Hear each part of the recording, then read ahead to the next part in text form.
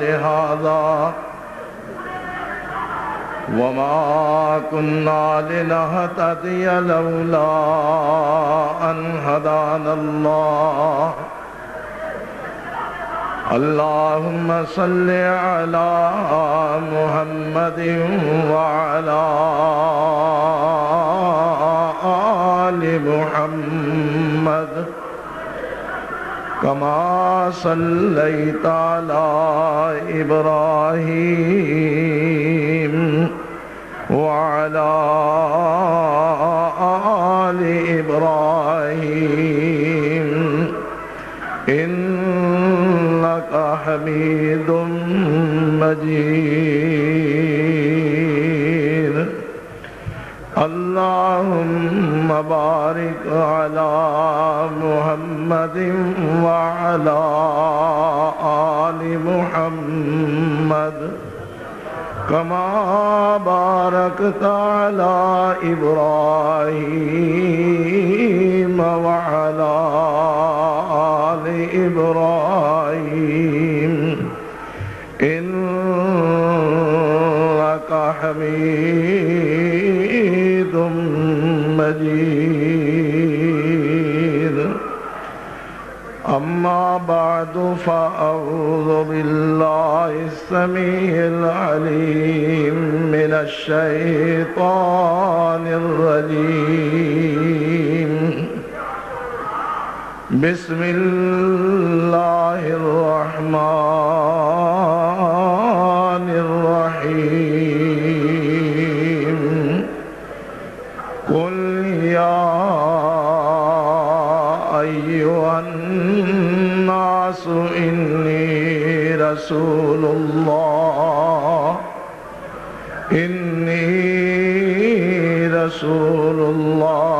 إليكم مصدقا لما بين يدي إني رسول الله إليكم جميعا الذي له ملك السماوات والأرض لا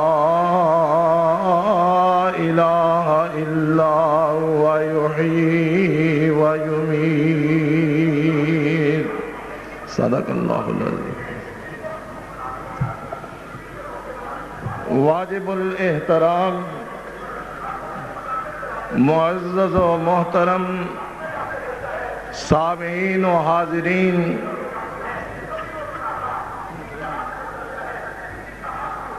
رات کا بیشتر حصہ گزر چکا ہے۔ جماعت کے مائع ناز اور ممتاز علماء اور خطباء کرام سٹیج پر جلوہ افروز ہے اور آپ ان کا خطاب سننے کے لیے بے تاب ہے۔ میں اس وقت کسی لمبی چوڑی تقریر اور خطاب کا ارادہ نہیں رکھتا۔ میں تو سچی بات ہے اپنے محسن، اپنے مشفق، اپنے عظیم مربی خطیب پاکستان مناظر اسلام حضرت مولانا حافظ محمد عبداللہ صاحب شیخ پوری نور اللہ مرقدہ، ان کی عقیدت اور ان سے قلبی وابستگی کا اظہار کرنے کے لیے اس عظیم الشان کانفرنس میں حاضری اپنی سعادت سمجھتا ہوں، اور یہی حصول سعادت کا جذبہ مجھے یہاں کھینچ لایا ہے۔ اللہ کم الحاکمین حضرت حافظ صاحب کی قبر کو نور سے بھر دے، ان کے درجات کو بلند فرمائے، اور اللہ میری حاضری اور آپ کی تشریف آوری کو قبول فرمائے۔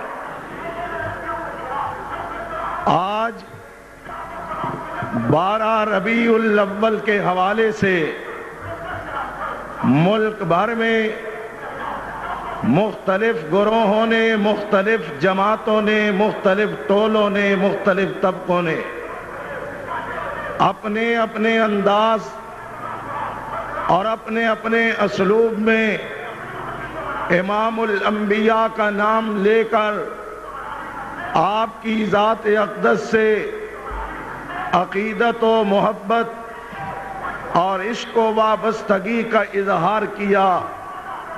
اور آپ دیکھ رہے ہیں کہ شیخو پورہ کے اس دل میں ایک طرف وہ لوگ ہیں کہ جنہوں نے سرکار طیبہ علیہ السلام کے نام پر روٹیاں کھائیں، اللہ کے حبیب صلی اللہ علیہ وسلم کے عشق کے دعوے کیے، چمٹے بجا کر بھنگڑے ڈالے، طبلوں کی تھاپ پر ڈانس کیے، نقلی داڑیاں لگا کر سنت رسول اللہ کا استہزاء اور تمسخر اڑایا۔ سرے بازار امام الانبیاء علیہ السلام کی ذات اقدس کو اپنے طنز اور اپنے استہزاء کا نشانہ بنایا۔ اگر ڈنمارک، ناروے، سویڈن، فرانس کے صحافی وہاں کے اسلام دشمن جعلی خاکے اور کارٹون بنائیں تو وہ گستاخ قرار پائیں، اور یہاں جعلی کعبے بنائے جائیں، جعلی گنبد خضرا بنائے جائیں، جعلی صفا و مروہ کی پہاڑیاں بنائی جائیں، اور ہر انداز کے ساتھ اسلام کا تمسخر اڑایا جائے، تو یہ عین عشق ٹھہرے۔ ایک طرف یہ لوگ اپنے ان کرتوتوں سمیت قوم کے سامنے ہیں، اور دوسری طرف اہل حدیث کے سٹیج پر اہل حدیث ایک ہاتھ میں اللہ کا قرآن لے کر، دوسرے ہاتھ میں سرور کونین کا ارشاد لے کر، اپنے ہاتھوں میں کملی والے کے نظام کا علم لے کر، اپنے سینوں سے رسول اللہ کے پیغام کو لگا کر آپ کے سامنے ہے۔ آؤ 12 ربیع الاول کو آنے والا رسول کون سی تعلیم لے کر آتا ہے؟ وہ رسول جس نے اس دن کائنات میں جلوہ گر ہو کر سب سے پہلے جس جھنڈے کو بلند کیا وہ اللہ کی توحید کا جھنڈا تھا، وہ اللہ کی وحدانیت کا جھنڈا تھا۔ بتوں کو پاش پاش کیا، جعلی من گھڑت خداؤں کے آستانوں کو تباہ و برباد کیا، اور اس رسول نے کائنات میں آ کر جبل صفا پہ کھڑے ہو کر یہ آواز بلند کی تھی کہ یا ایھا الناس قولوا لا الہ الا اللہ تفلحون۔ آج عشق میں مرے جاتے ہو، تالیاں پیٹتے ہو، بھنگڑے ڈالتے ہو، ڈانس کرتے ہو کہ آ گیا وہ رسول، ہمیں بڑی خوشی ہے، آ گیا وہ نور والا، ہم بڑا جشن مناتے ہیں، آ گیا وہ آمنہ کا در یتیم، ہمیں بڑی مسرت ہے۔ لیکن کم از کم یہ تو بتاؤ کہ وہ رسول آیا کس لیے تھا، لایا کیا تھا، بعثت کا مقصد کیا تھا، کائنات میں کس بات کا اعلان کیا تھا۔ میں دعوے سے کہتا ہوں کہ اس دن اس کائنات میں جلوہ گر ہونے والے پیغمبر نے سب سے پہلے، سب سے آخر اور پوری زندگی جس علم کو بلند کیا تھا وہ اللہ کی توحید کا جھنڈا تھا۔ اور محمد الرسول اللہ کی بعثت کا سب سے بڑا اور سب سے اولین تقاضا جو تھا وہ اللہ کی وحدانیت اور توحید کا غلبہ تھا، اور اس کائنات سے شرک کو مٹانا تھا، شرک کا جنازہ نکالنا تھا۔ اور تاریخ گواہ ہے، سیرت گواہ ہے، حدیث گواہ ہے، نبی آئے شرک کے خلاف جہاد کا اعلان کرتے ہوئے آئے، توحید کا جھنڈا سر بلند کرتے ہوئے آئے، جب تک رہے، جہاں رہے، جس حال میں رہے، توحید کا اعلان کرتے رہے، شرک کے خلاف جہاد کرتے رہے، اور دنیا سے گئے تب بھی اپنی امت کو یہ بتلاتے ہوئے گئے کہ میں آیا تھا پیغام توحید دینے کے لیے، اور اب جا رہا ہوں تو تمہیں یہ درس دے کے جا رہا ہوں کہ تم نے اللہ کی توحید کے عقیدے پر مضبوطی سے قائم رہنا ہے۔ کائنات کے امام صلی اللہ علیہ وسلم جب لے سبھا پہ کھڑے ہوتے ہیں، سب سے پہلے لوگوں کے سامنے کھڑے ہو کر آواز لگاتے ہیں، یا صباحا، اے وادی حجاز میں بسنے والوں، اے سرزمین مکہ پہ رہنے والوں، اے شہر کے مکینوں، آؤ میری بات سنو۔ ایک خطرہ ہے جو ہمارے سروں پہ منڈلا رہا ہے، میں تمہیں اس خطرے سے آگاہ کرتا ہوں، بچ جاؤ، اپنے آپ کو بچا لو۔ وہ خطرہ کون سا خطرہ ہے؟ ابھی میں تمہیں بتاتا ہوں۔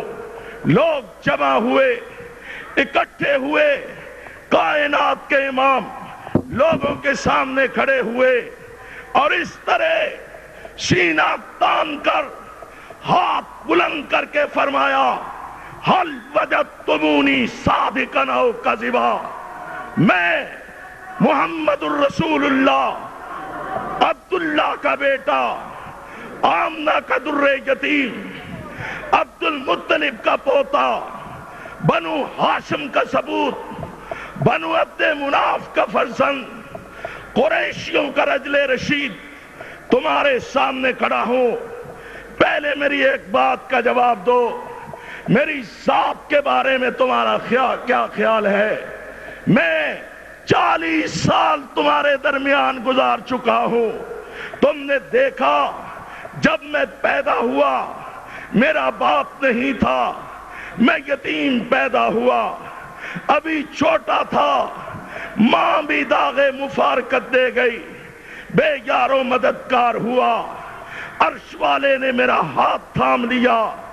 میں بچپنا، یتیمی کا بچپنا تمہارے سامنے گزارنے والا، پھر بچپنے کے بعد لڑکپن میں قدم رکھنے والا، پھر میری اٹھتی ہوئی جوانی، پھر میرا بھرپور شباب، پھر میری غیر ازدواجی زندگی، پھر میرے معاملات، پھر میرا کردار، پھر میرا اخلاق، پھر میری ازدواجی زندگی۔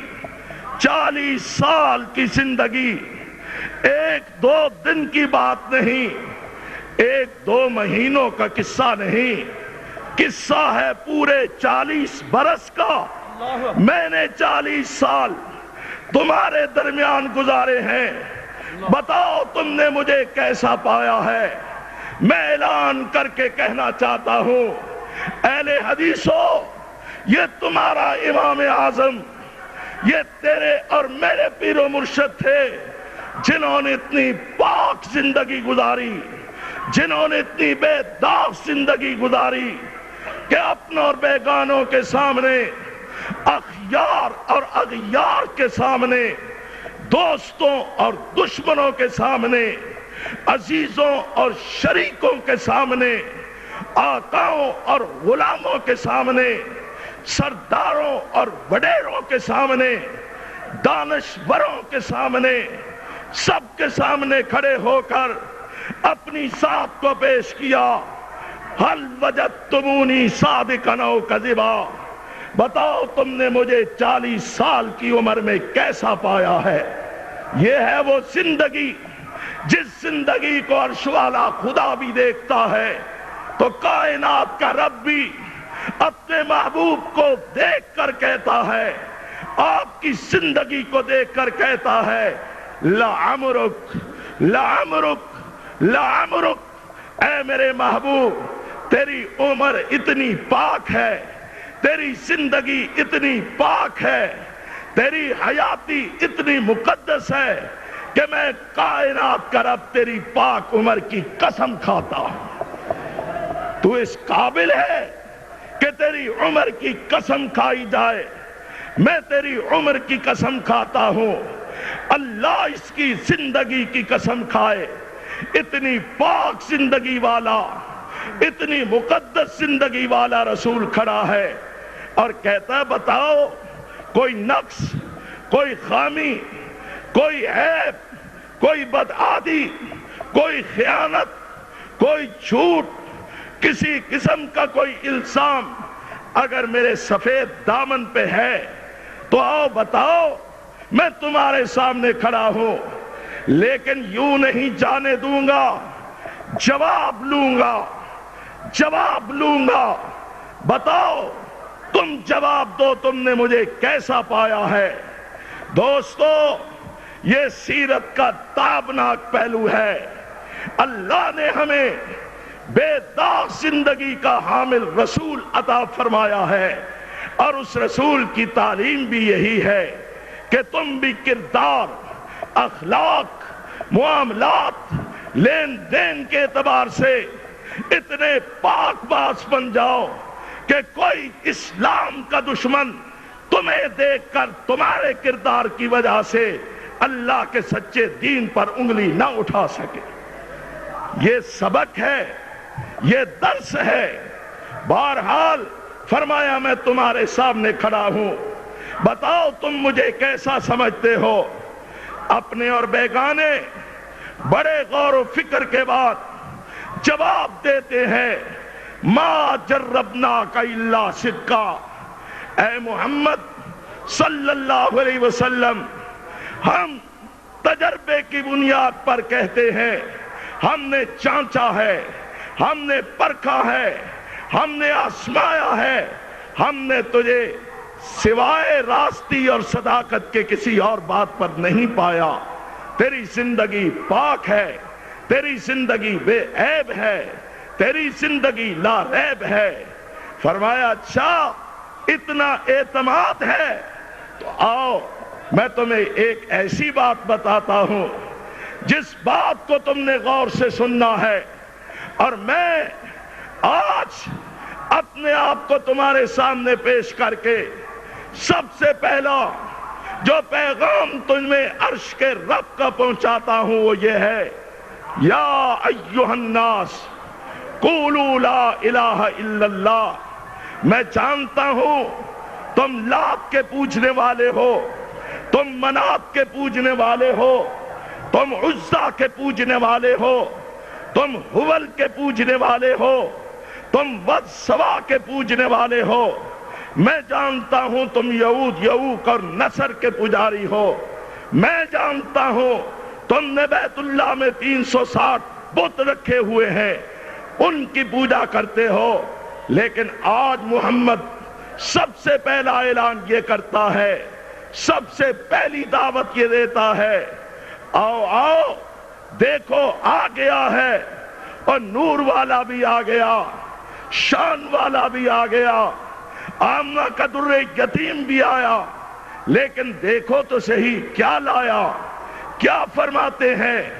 ظالموں کرتے شرک ہو، پوجتے قبروں کو ہو، دمالے مزاروں پہ ڈالتے ہو، جبینے آستانوں پہ رگڑتے ہو، گھوڑوں کے قدم چومتے ہو، تازیوں کی پرستش کرتے ہو، غیروں کے آستانوں کو آباد کرتے ہو، اور مناتے جشن عید میلاد النبی ہو، تمہیں شرم نہیں آتی؟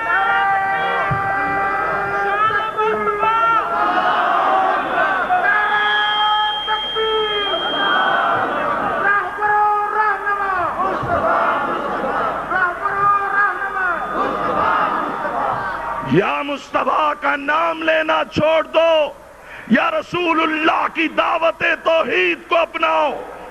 اور اہل حدیث آج کے دن کے حوالے سے یہ اعلان کرتے ہیں کہ ہم جب تک زندہ ہیں ہم رب کی توحید کا ڈنکا بجاتے رہیں گے، ہم غیر اللہ کے آستانوں کو ویران کرتے رہیں گے۔ نعرہ تکبیر! مسلک اہل حدیث، مسلک اہل حدیث، رہبر و رہنما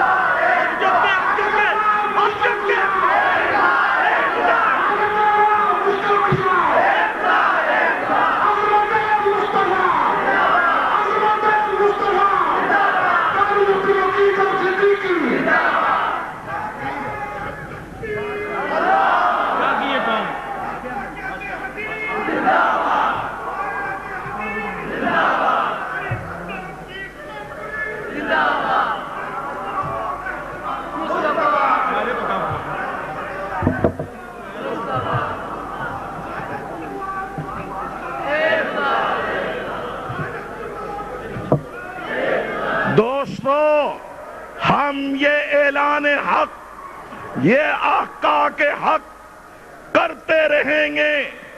ہر چیز پر سودے بازی ہو سکتی ہے لیکن عقیدہ توحید پر کوئی سودے بازی نہیں ہو سکتی۔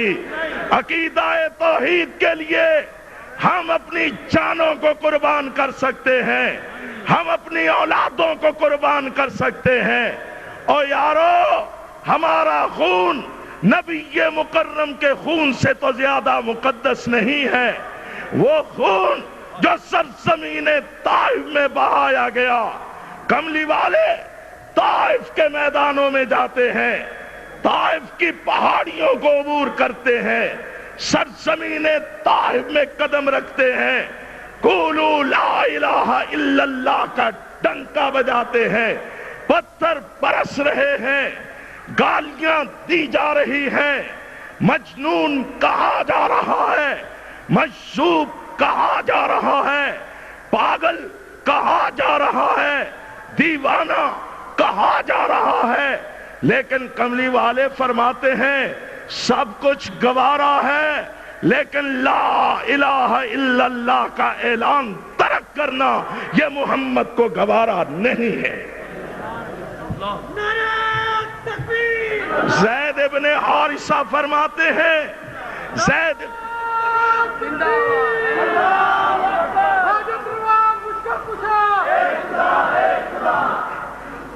ابن حارثہ فرماتے ہیں اس قدر پتھر برسے، اس قدر پتھر برسے، اور ایک بات میں جملہ معترضہ کے طور پہ کہا کرتا ہوں، پتھر مارنے والے اپنے آبا و اجداد کی سنت کو تازہ کرتے ہیں اور پتھر کھانے والے اپنے محبوب پیغمبر کی سنت کو تازہ کرتے ہیں۔ لیکن یاد رکھو، توحید کے لیے دی جانے والی قربانیاں رائے گاں نہیں جاتی۔ توحید کے لیے مارے جب کھائی جائیں تو پھر نتیجہ وہی نکلتا ہے جو اس شہر میں حافظ عبداللہ کی محنتوں کے نتیجے میں سامنے آیا ہے۔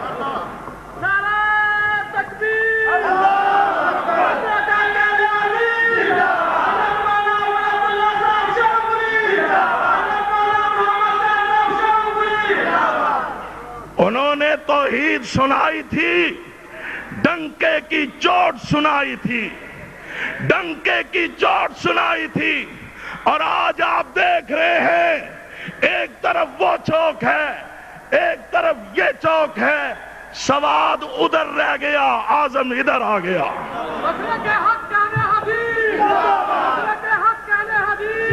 بس بھائی، سواد ادھر ہے، اعظم ادھر ہے۔ دیکھو دیکھو، یہ محنتوں کا نتیجہ ہے۔ اور میں یہ کہا کرتا ہوں ہمارے اسلاف کی تاریخ قربانیوں سے عبارت ہے. سید الانبیاء ہوں مار کھا رہے ہیں، صدیق آتے ہیں، آ کر عرض کرتے ہیں آقا مجھے فرمائیے، اجازت دیجئے میں حرم میں جاؤں. مشرکین کے سردار بیٹھے ہیں، کفر کے سرغنے بیٹھے ہیں، مشرکین کے امام بیٹھے ہیں، میں انہیں جا کر اللہ کی توحید نہ سناؤں؟ آقا نے فرمایا ابو بکر تھوڑا سا انتظار کر لو، صبر کر لو تو بہتر ہے. کہا نہیں آقا مجھے اجازت دے میں جاؤں. ابو بکر تشریف لے جاتے ہیں اور ابو بکر گئے. حافظ ابن کثیر نے لکھا وَهُوَ أَوَّلُ خَطِيبٍ وَهُوَ أَوَّلُ خَطِيبٍ. اور خطیبوں، ہمارے خطیبوں کا امام الانبیاء خطیب الانبیاء کی امت میں سب سے پہلا خطیب. وَهُوَ أَوَّلُ خَطِيبٍ دَعَا إِلَى اللَّهِ دَعَا إِلَى اللَّهِ دَعَا إِلَى اللَّهِ. وہ امت کا پہلا خطیب ہے، وہ رسول کی امت کا پہلا خطیب ہے. ابو بکر صدیق پہلا خطیب ہے. اس نے کیا کیا؟ نعتیں سنائیں، قصے سنائے، لطیفے سنائے اور قوالوں کو بلا کر قوالیاں گوائیں. انہوں نے بھنگڑے ڈلوائے. دعا الی اللہ، ابو بکر نے اللہ کی طرف بلایا، رب کی توحید کی دعوت دی، اللہ کی توحید کا پیغام پہنچایا. دعا الی اللہ. ابو بکر امت کے پہلے خطیب ہیں کہ جنہوں نے سب سے پہلے حرم میں جا کر مشرکوں کو للکار کر، اور مشرکوں کو للکارنا سنت محمد بھی ہے، سنت صدیق اکبر بھی ہے.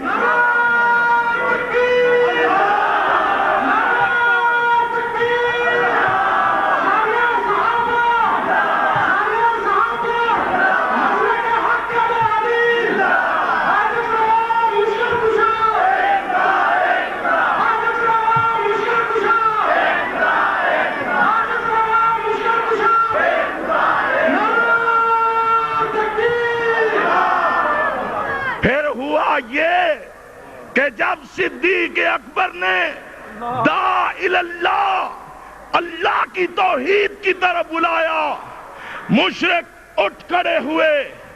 اور یہ نئی آواز ہمارے کانوں میں کہاں سے پڑی؟ یہ نئی آواز ہم تک کہاں سے پہنچی؟ دیکھا وہ عبداللہ بن عثمان تھے، وہ ابو قحافہ کا بیٹا ابو بکر صدیق تھا رضی اللہ تعالی عنہ. اٹھ کر گلے میں چادر ڈال لی، مارنا شروع کر دیا، پیٹنا شروع کر دیا. ابو بکر لہولہان ہو گئے، ابو بکر بے ہوش ہو گئے. لیکن ہمیں سبق دے گئے کہ مارے کھاتے رہو لیکن توحید کا ڈنکا بجاتے رہو.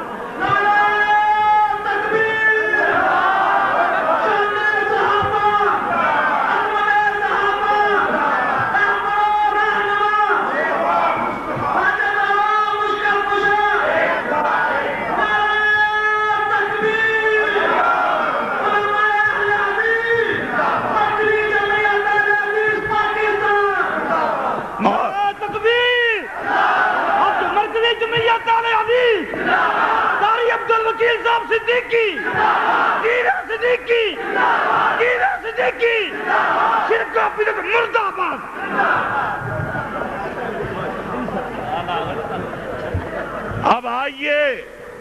اب آئیے ذرا سنیے. اور توحید، آج میں کہتا ہوں اہل حدیثوں، خطیب پاکستان دنیا سے رخصت ہو گئے، مناظر اسلام دنیا سے رخصت ہو گئے، لیکن اپنے ہزاروں روحانی فرزند چھوڑ گئے. اور آج میں بھی ان کا ایک ادنا نوکر آپ کو یہ پیغام دینے کے لیے آیا ہوں، آپ کو یہ پیغام دینے کے لیے حاضر ہوا ہوں کہ پھر زرد ہوا چاہتا ہے توحید کا گلشن، پھر خون کے چینٹے سے اسے رنگ ہنا دے۔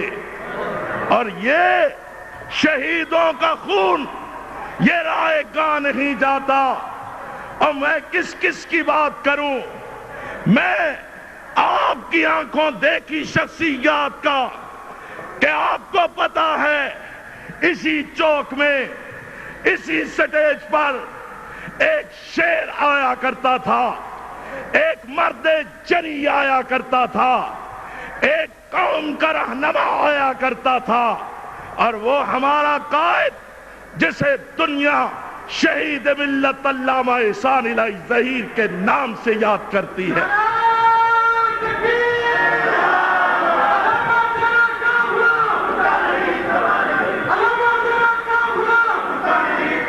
اور آپ کو پتا ہے کہ علامہ کیا کہتے ہوئے دنیا سے رخصت ہوئے تھے؟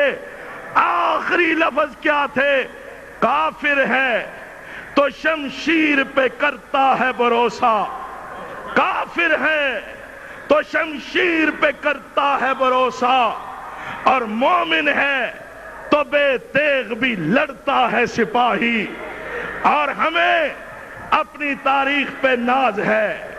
یہ شیر ربانی مولانا حنیف ربانی جس مسند کے امین ہیں، اس کو دیکھیے، شہید ملت کو دیکھیے، شہداء اہل حدیث کو دیکھیے، اور آپ وہ لوگ ہیں جن کے ہاں کفن چور نہیں ملیں گے، ضمیر فروش نہیں ملیں گے، اسلام فروش نہیں ملیں گے، ملیں گے تو سر فروش ملیں گے، جان نثار ملیں گے، جان باز ملیں گے، جنت کے خریدار ملیں گے، اللہ کی رضا کے طلبکار ملیں گے۔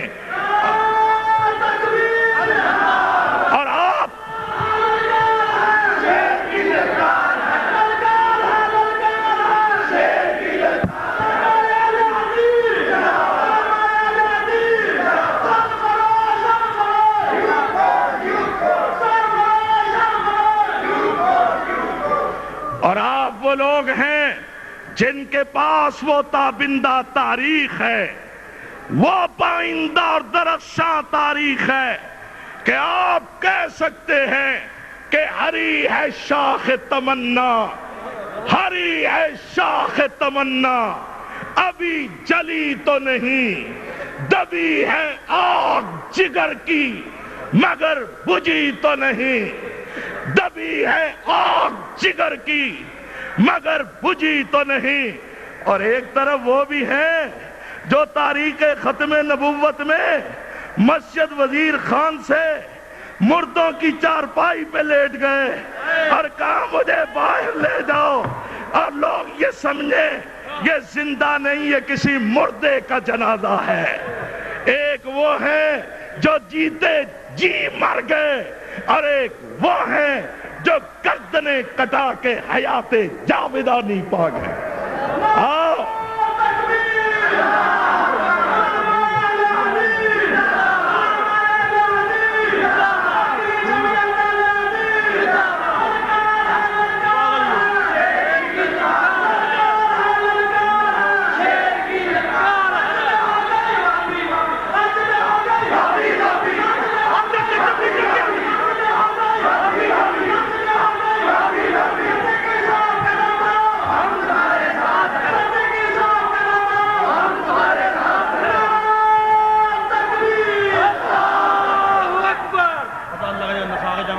تیری اور میری تاریخ، اور آج مزہ آ رہا ہے نا کہ آنکھوں میں آنکھیں ڈالی جا رہی ہیں، سٹیج کے سامنے سٹیج لگے ہوئے ہیں۔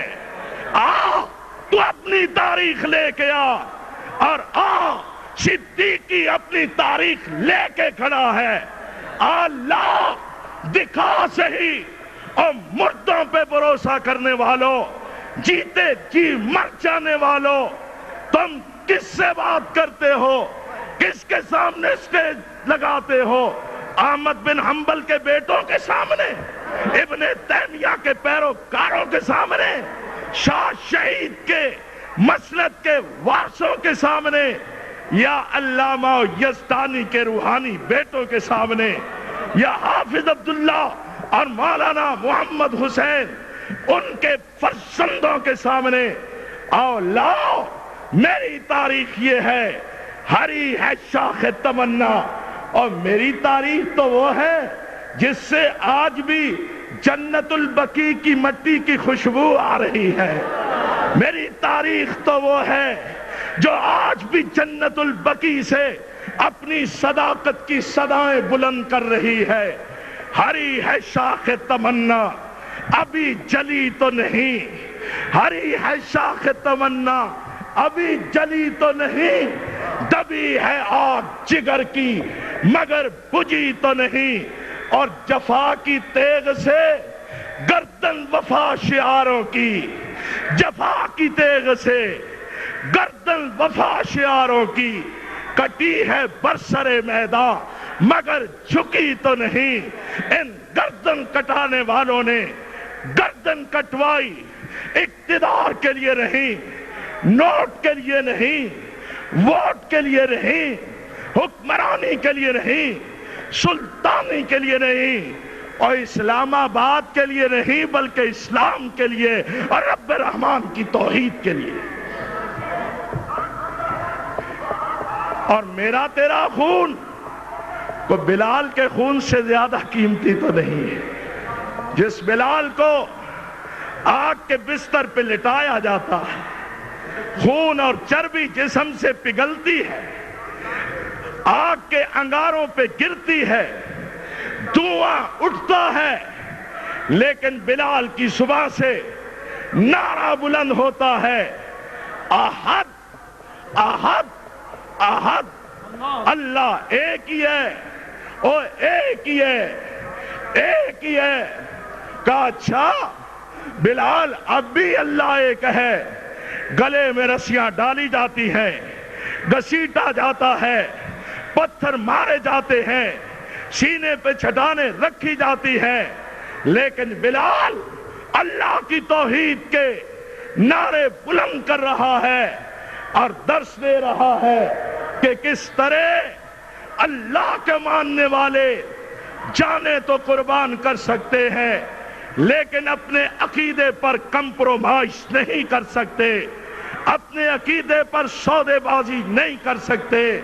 کائنات کے امام نے فرمایا میرے پیارے بلال تو چلتا زمین پر ہے، تیرے قدموں کی آواز میں اپنے کانوں سے جنت میں سنتا ہوں۔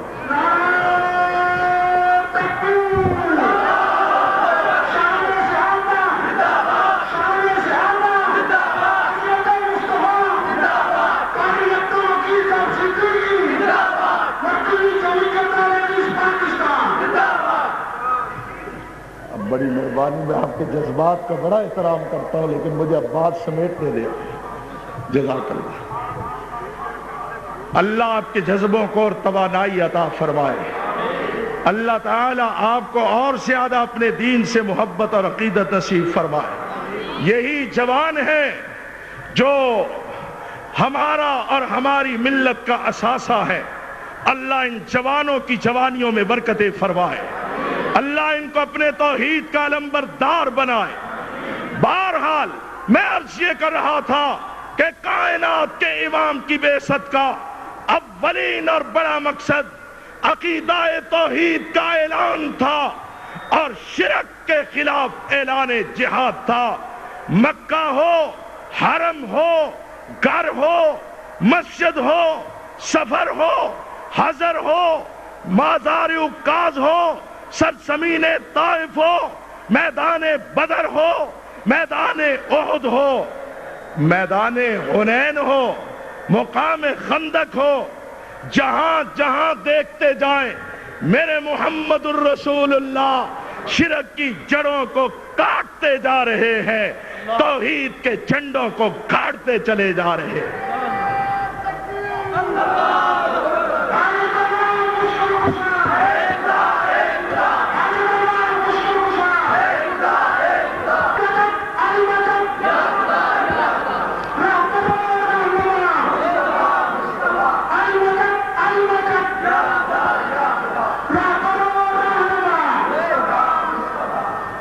یہ آپ کے نعروں کا وقت بھی میرے کھاتے میں پڑ رہا ہے، اس لیے خیال کریں۔ بہرحال اب آئیے ذرا، ایک وہ وقت تھا کہ پتھر لگ رہے ہیں، مارے کھا رہے ہیں، بوڑھے یاسر پر تازیانے برسائے جا رہے ہیں، سمیہ کے جسم کو 2 ٹکڑے کر کے الگ الگ کر دیا گیا ہے، خبیب، خباب، بلال ان پر ظلم و ستم کے پہاڑ توڑے جا رہے ہیں، لیکن کائنات کے امام فرماتے ہیں اسبرو اسبرو اسبرو، توحید کے لیے مارے کھانے والوں صبر کرو صبر کرو صبر کرو، توحید کے لیے مارے کھانے کا صلہ اللہ تمہیں ضرور دے گا، اور کیا دے گا؟ ان موعدکم الجنہ، میں تم سے وعدہ کرتا ہوں کہ رب توحید کے لیے مارے کھانے کے عوض تمہیں جنت عطا فرمائے گا، اہل توحید کے لیے جنت۔ اور پھر وہ وقت آیا، اب آئیے ذرا میں آپ کو عروج کی طرف لے جاؤں۔ کائنات کے امام 8 ہجری کو مکہ مکرمہ کے لیے مدینہ سے روانہ ہوتے ہیں، 10,000 قدوسیوں کا لشکر جرار آپ کے ساتھ ہے۔ یہ صبر فتح مکہ کا صبر ہے۔ کائنات کے امام مکہ کی طرف فاتح کی حیثیت سے بڑھتے ہیں، مشرکین ہتھیار ڈال دیتے ہیں، کافر اور مشرکوں کے سردار میدان چھوڑ کے بھاگ جاتے ہیں۔ کائنات کے امام آگے بڑھتے چلے جا رہے ہیں، آپ عز و نیاز سے سر جھکاتے چلے جا رہے ہیں۔ صحابہ کہتے ہیں کملی والے نے اپنا سر جھکایا، اپنا سر جھکایا، سجدے کے لیے اتنے جھکے کہ اونٹنی کی پالان پر ہی آپ سجدہ کر رہے ہیں۔ سر اٹھایا اور کیا اعلان کیا؟ زبان نبوت سے، تسنیم و کوثر کی دھلی ہوئی زبان سے لولو مرجان، موتی اور پھول بکھرتے ہیں۔ کائنات کے سردار فرماتے ہیں لا الہ الا اللہ وحدہ لا شریک لہ، اور سنو ان لفظوں پر غور کرو، لا الہ الا اللہ وحدہ لا شریک لہ، انجز وعدہ ونصر عبدہ وعزم الاحزاب کلہ۔ امام کائنات آگے بڑھتے چلے جاتے ہیں، حتیٰ کہ صحابہ کے ساتھ بیت اللہ میں پہنچتے ہیں۔ بیت اللہ میں دیکھا مشرک موجود نہیں ہے۔ صحابہ عرض کرتے ہیں آقا اجازت ہے ہم بیت اللہ کا طواف کریں؟ فرمایا نہیں، ابھی تم بیت اللہ کا طواف نہیں کر سکتے۔ حضرت اجازت ہے نماز پڑھیں؟ فرمایا نماز بھی نہیں پڑھ سکتے۔ حضرت اجازت ہے حجر اسود کو چومیں؟ فرمایا نہیں، ابھی اس کی بھی اجازت نہیں۔ حضرت اجازت ہے ملتزم سے چمٹیں، دعائیں کریں، سینے کو ٹھنڈا کریں؟ فرمایا ابھی اس کی بھی اجازت نہیں ہے۔ یا رسول اللہ حتیم میں نوافل پڑھے؟ فرمایا نہیں، نہ نماز کی اجازت، نہ نوافل کی اجازت، نہ مقام ابراہیم پہ نوافل کی اجازت، نہ حجر اسود کو چومنے کی اجازت، نہ حتیم میں نوافل کی اجازت، نہ کعبے کے طواف کی اجازت، نہ ملتزم سے چمٹنے کی اجازت۔ حضرت پھر فرمایا ٹھہرو ابھی دیکھو تو صحیح، آج توحید کا انقلاب برپا ہو رہا ہے۔ آج محمد فاتح بن کر مکے میں آیا ہے، دیکھو صحیح ہوتا کیا ہے۔ کلید بردار کعبہ کو بلایا، کلید بردار کعبہ کو بلایا، اے کعبے کے چابی بردار، چابی میرے حوالے کرو۔ اس نے تسلیم و رضا کا پیکر بن کر چابی حوالے کی۔ کائنات کے امام نے دست نبوت سے کعبے کا بند دروازہ کھولا، اندر داخل ہوئے. میرے مصطفیٰ کے ہاتھ میں عصائے مبارک تھا, لاٹھی تھی.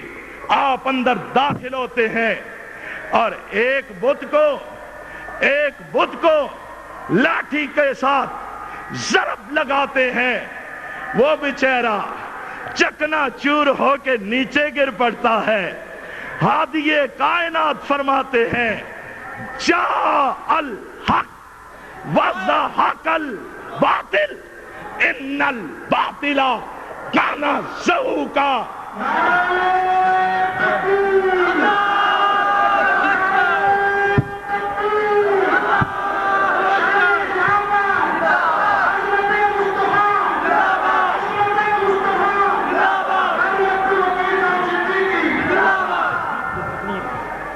ضرب لگاتے ہیں, بت نیچے گر پڑتا ہے. کائنات کے امام فرماتے جاء الحق, یہ حق ہے, توحید حق ہے, انقلاب توحید حق ہے. وزہق الباطل, باطل گیا, باطل مٹ گیا. اور میں کہنا چاہتا ہوں کہ اب پاکستان میں بھی وہ وقت آنے والا ہے جب جاء الحق وزہق الباطل کی ضربیں لگیں گی. ان جعلی دانتوں کے آستانے, ان مشکل کشاؤں حاجت رواؤں کے اڈے, ان قلندروں کے دربار, ان اماموں کے آستانے ویران ہو جائیں گے اور ہر طرف میرے رب کی توحید کا غلغلہ بلند ہوتا جائے گا.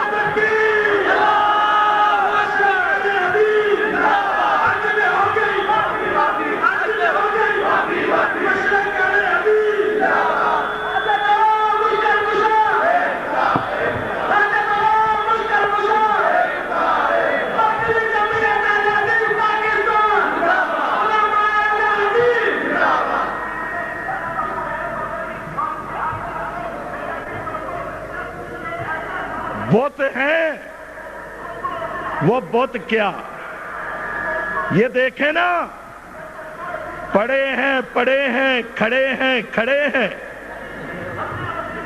پڑے ہیں کھڑے ہیں. یہ ان کی کیفیت ہے. پڑے ہیں کھڑے ہیں. جہاں جس حال میں ہے یہ بیچارے پڑے ہوئے ہیں.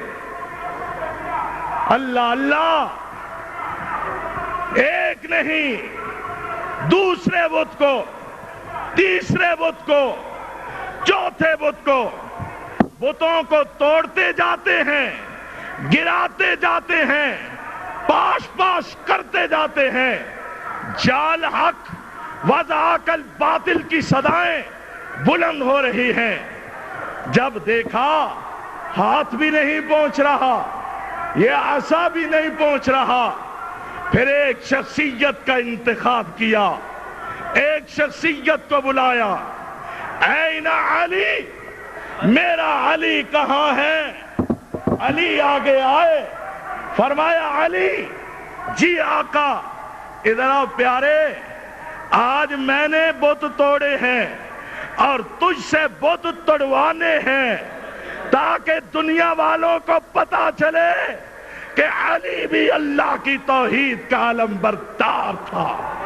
اور کہتے ہیں دمادم مست کلندر, علی دا پہلا نمبر, دمادم مست کلندر, علی دم دم دے اندر. اور تو کس علی کو جانتا ہے؟ بکاری, چرسی, افیونی, ہیرانچی, در در کی بھیک مانگنے والا, کاسائے گدائی گلے میں ڈالنے والا, کہتا ہے یہ علی کا ملنگ ہے. اور شکل دیکھو ذرا علی کے ملنگ کی, کیا نسبت تجھے علی سے؟ اور ظالم, علی جس علی کو میں جانتا ہوں وہ علی بھنگیوں کا علی نہیں, وہ چرسیوں کا علی نہیں, وہ بکاریوں کا علی نہیں, وہ ملنگوں کا علی نہیں, وہ دین فروشوں کا علی نہیں, وہ گھوڑے کے پجاریوں کا علی نہیں, وہ تاسیہ پر ہزاروں کا علی نہیں، جس علی کو میں جانتا ہوں وہ توحید کا لمبردار علی ہے، وہ حیدر علی ہے، وہ بہادر علی ہے، وہ شیر خدا علی ہے، وہ فاتح خیبر علی ہے، وہ بت شکن علی ہے، جس علی کو کائنات کے امام نے کہا علی جاؤ یمن میں چلے جاؤ اور جا کر میرے آرڈر کے ساتھ جہاں بھی سمی سے ابری ہوئی قبریں نظر آتی ہیں انہیں مٹا کے سمی کے برابر کر دو، اور علی جہاں بھی صورتیں، تمثیلیں، بت، فوٹو، تصویریں نظر آتی ہیں ان کو مٹا ڈالو، علی شرک کا نام و نشان بھی مٹا ڈالو۔ میں اس علی کو جانتا ہوں، میں اس علی کو جانتا ہوں جو غیرت مند علی ہے، جو خوددار علی ہے۔ یہ ہے اور جمعرات کا دن ہے، جمعرات بری مراد، علی کا ملنگ آ گیا، یہ علی کا ملنگ پھر رہا ہے۔ اور علی نے میدان عرفات میں ایک شخص کو دیکھا، وہ کہہ رہا تھا لوگوں مجھے کچھ دو، زیادہ راہ ختم ہو گیا، ہم متوکل ہیں۔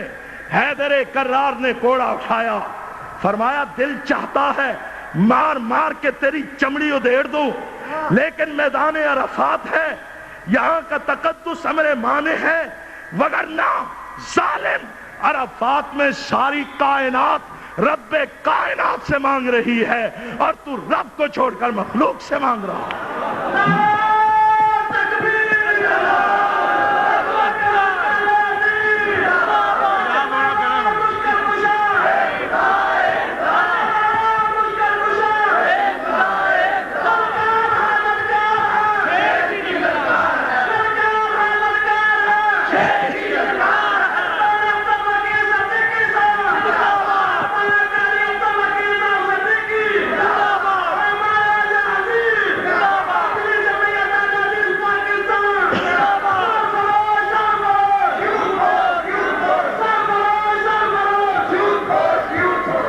تیری منتیں میرے بھائی میں گال مکمل کر لیں گے، آئندہ ربانی صاحب میرے تے رحم نہیں کرنا جو یہ حال ہوئے۔